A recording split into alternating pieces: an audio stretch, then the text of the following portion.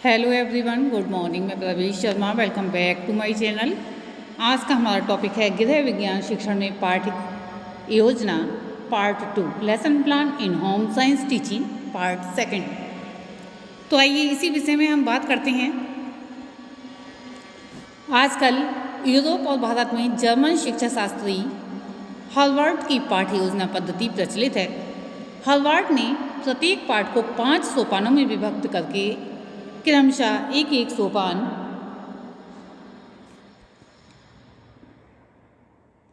को लेकर पाठ पढ़ाने का नियम बनाया था।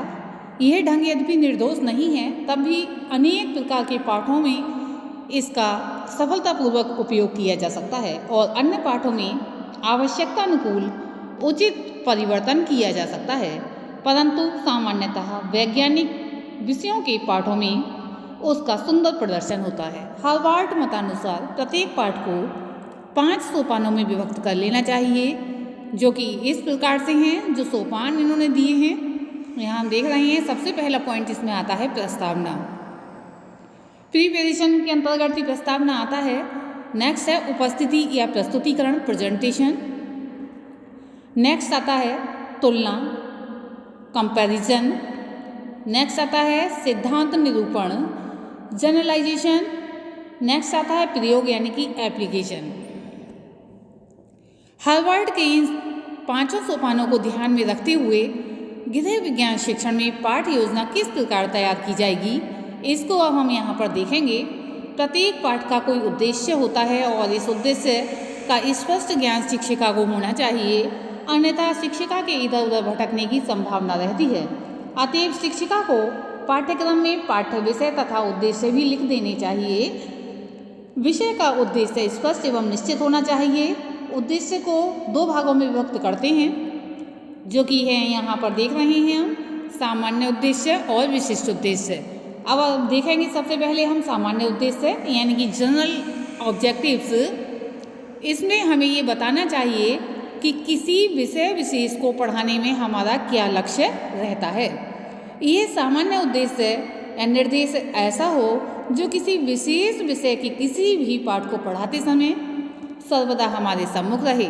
शरीर विज्ञान और स्वास्थ्य विज्ञान पढ़ाते समय छात्राओं को मानव शरीर के विभिन्न अंगों का ज्ञान कराना, उनमें कार्य कारण संबंध जानने की जिज्ञासा उत्पन्न करना, उनका बौद्धिक विकास करके सफाई एवं स्वच्छता के लिए रुचि उत्पन्न करना तथा स्वस्थ रहने के लिए प्राकृतिक नियमों का पालन करने की इच्छा जागृत करना आदि उद्देश्यों को शिक्षिका को सर्वथा ध्यान में रखना चाहिए।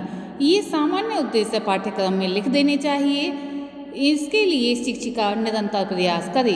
अब शिक्षिका को या कहें शिक्षिका लिखे उद्देश्यों की पूर्ति के लिए कुछ भी कोशिश नहीं करती है, तब उसका पाठ्यक्रम में उद्देश्य निर्देश व्यर्थ ही है। चौथे उद्देश्य को लिखे रखना अनुक्रम की गुरुता एवं महत्व को बढ़ाना नहीं वरन क्षीण करना होता है।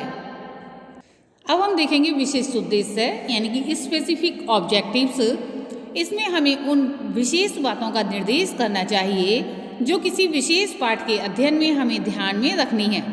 शरीर विज्ञान एवं स्वास्थ्य विज्ञान के शिक्षण में जो कुछ हमें विशेष रूप से या विशेष उद्देश्य से पढ़ाना होता है, उस विशेष उद्देश्य के अंतर्गत लिखना चाहिए।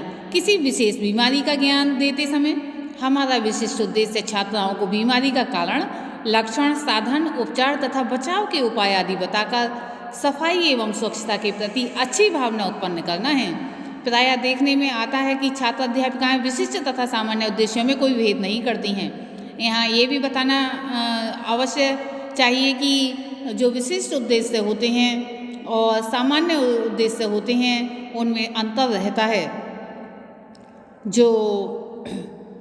जो बात चाहे जहाँ लिख देती हैं यानी कि ये है वो अंतर नहीं करती हैं। जहाँ विशेष उद्देश्य हैं वहाँ विशेष रहने चाहिए और सामान्य उद्देश्य हैं वहाँ सामान्य उद्देश्य रहने चाहिए। उद्देश्य निर्देशन के पश्चात प्रायः शिक्षण में प्रयोग की जाने वाले उपकरणों की बहुत संक्षेप में बता देना सुविधाजनक रहता है कि कौन कौन से उपकरणों का आज हम प्रयोग करेंगे। जो चित्र, मॉडल, नक्शा, चार्ट आदि विषय को समझाने के लिए प्रयोग में लाए जाएं, वे इन सहायक सामग्री के रूप में लिख देना चाहिए।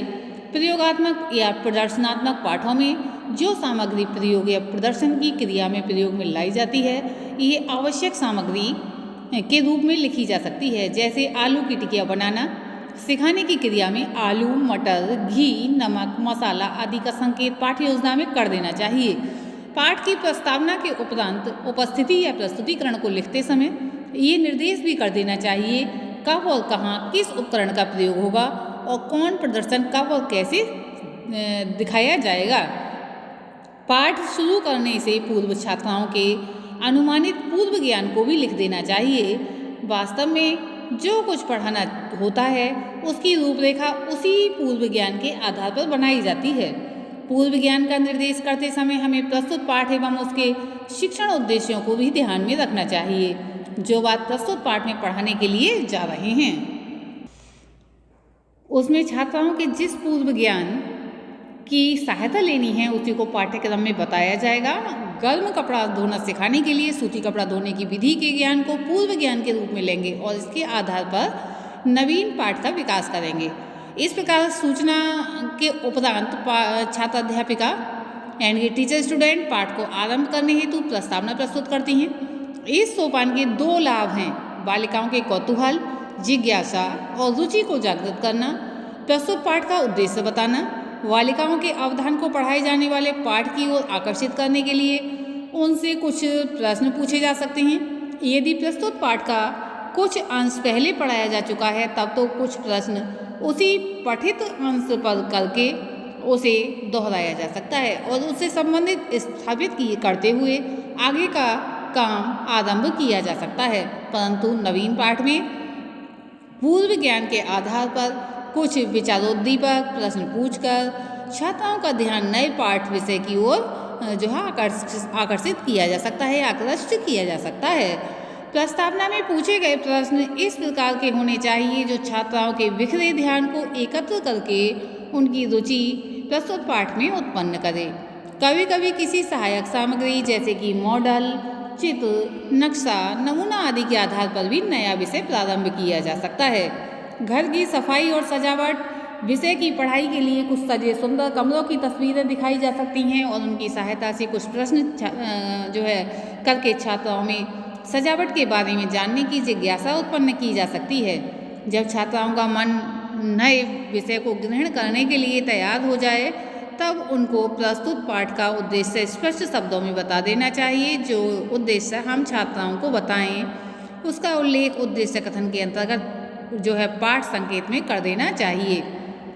उद्देश्य कथन के उपरांत पाठ का अध्यापन शुरू हो जाता है। जो विषय पढ़ाया जाता है वह पाठ्य योजना में उपस्थिति या प्रस्तुतिकरण के नाम से लिखा जाता है, यानी कि उसमें दिया जाता है। जैसा कि अभी बताया था हमने, प्रेजेंटेशन के नाम से दिया जाता है। कौन सा विषय किस प्रकार पढ़ाया जाएगा इसका निर्धारण शिक्षिका स्वयं छात्राओं के मानसिक विकास, उनकी रुचि, उपलब्ध साधन तथा समय के आधार पर करेंगी।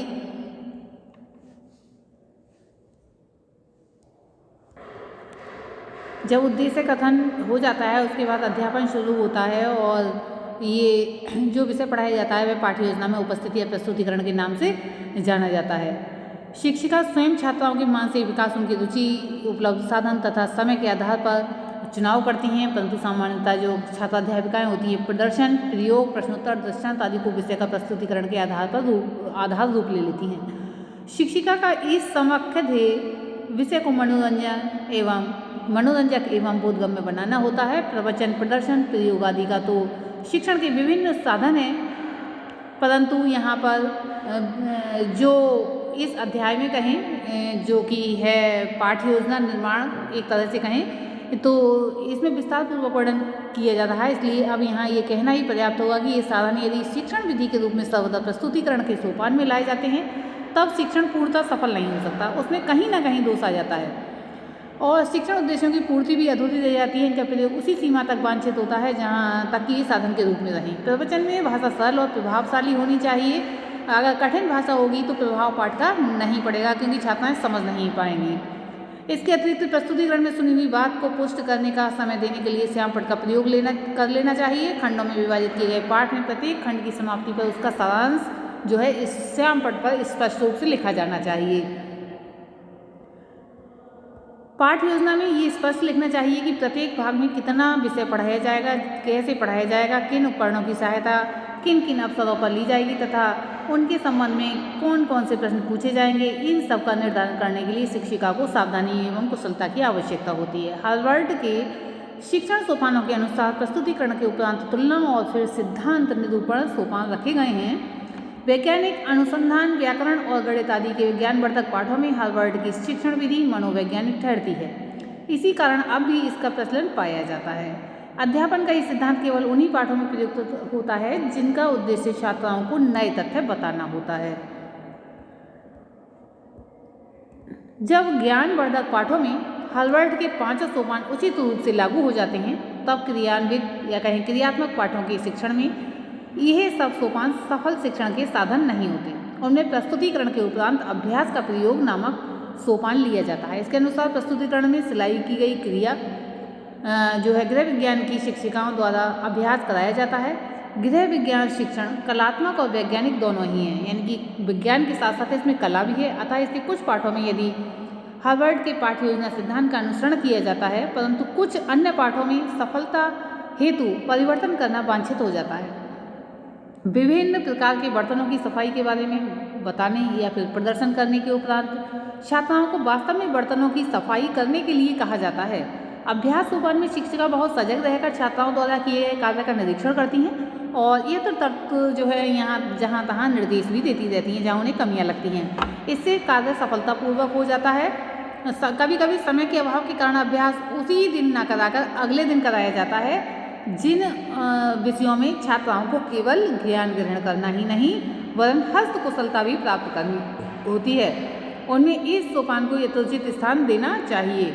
जैसे कोई भी कपड़ा काटना, सिलना आदि सिखाना है तो पहले उसका नक्शा यानी कि ड्राफ्टिंग सिखाई जाएगी, उसके बाद उसे सिलना सिखाया जाएगा। अगर समय शेष रहता है तो उसी दिन, वरना अगले दिन उनसे ही अभ्यास कार्य करा लिया जाएगा। शिक्षिका का उद्देश्य ये होना चाहिए कि कोई भी कपड़ा काटा गया यानी कि नक्शा जिसका बनाया गया, ड्राफ्टिंग की गई, उसमें पहले छात्राएं जो है कुशलता प्राप्त कर लें और बहुत सूक्ष्म रूप से किए गए कार्य का निरीक्षण करना चाहिए। अभ्यास हेतु जो है लिए गए पाठ में इस सोपान के उपरांत तुलना तथा सह संबंध जो है यानी कि कंपैरिजन एंड कोरिलेटिंग के सोपान आते हैं। उनमें शिक्षिका छात्राओं द्वारा किए गए कार्य की आपस में तुलना करती हैं और प्रत्येक के कार्य के गुण व दोष बताती हैं कि क्या गुण थे इसमें और क्या दोष थे। ऐसा करने का अभिप्राय छात्राओं द्वारा किए गए कार्य को आपस में तुलना करना और प्रत्येक कार्य के गुण दोष बताना है। तत्पश्चात पुनरावृत्ति होती है और पुनरावृत्ति के पश्चात गृह कार्य लिखा जाता है। ऐसा करने से पढ़ाया गया विषय छात्राओं को भली भांति स्मरण हो जाता है। विषय संबंधी गृह कार्य में छात्राओं को कुछ नवीनता और कल्पना प्रदर्शन का अवसर देना चाहिए। ऐसा करने से एक तो छात्राओं के व्यक्तित्व का प्रदर्शन होता है और दूसरे उन कार्यों के प्रति उनकी रुचि बढ़ती है। क्रियात्मक पाठों में गृह कार्य प्रायोगिक होना चाहिए। तोड़पन सिखाने के लिए छात्राओं से इसका प्रयोग गृह कार्य के रूप में गुड़ियों के घर के लिए खाने की मेज का सेट बनाने में हो सकता है। कभी कभी प्रयोगात्मक विषयों में सामूहिक गृह कार्य भी दिया जा सकता है। अभी तक जिन विभिन्न संकेतों का समावेश पाठ्य योजना में करना आवश्यक बताया, उनमें से पाठ्य योजना के जो रूप हैं ज्ञानवर्धक पाठ और क्रियात्मक पाठ, इसमें दिनांक कक्षा रहती है, औसत आयु दोनों में ही रहती है, प्रसंग दोनों में ही रहते हैं, उद्देश्य दोनों में ही रहते हैं, सहायक सामग्री दोनों में ही समाहित होती है। अनुमानित पूर्व ज्ञान और इस दूसरे में जो है आवश्यक सामग्री रहती है प्रस्तावना, और दूसरी तरफ अनुमानित पूर्व ज्ञान रहता है उद्देश्य कथन और प्रस्तावना, प्रस्तुतिकरण या उपस्थिति और उद्देश्य कथन, पुनरावृत्ति, प्रस्तुति या उपस्थिति, गृह कार्य, अभ्यास का प्रयोग, बात वही है, दोनों में लगभग अभ्यास ही है। श्यामपट्ट कार्य, मूल्यांकन या तुलना और सहसंबंध, गृह कार्य, श्यामपट्ट सारांश, ये इसके अंतर्गत रहता है। यानी कि जो 2 पॉइंट लिए गए हैं इसमें, जिसमें पहला है पाठ्य योजना का जो स्वरूप है ज्ञानवर्धक पाठ और क्रियात्मक पाठ, यानी कि दोनों प्रकार के में थोड़ी बहुत भिन्नता होते हुए लगभग समानता ही है। यद्यपि पाठ्य योजना तैयार करने से शिक्षिका और विषय दोनों को अनेक लाभ होते हैं, फिर भी निर्दोष नहीं है। यद्यपि शिक्षिका स्वनिर्मित योजना का अक्षरशः अनुसरण करती है, तब उसका अध्यापन कभी कभी स्वाभाविक न होकर यांत्रिक होने लगता है, लेकिन फिर भी बहुत ही महत्वपूर्ण है। आज के लिए इतना ही, धन्यवाद।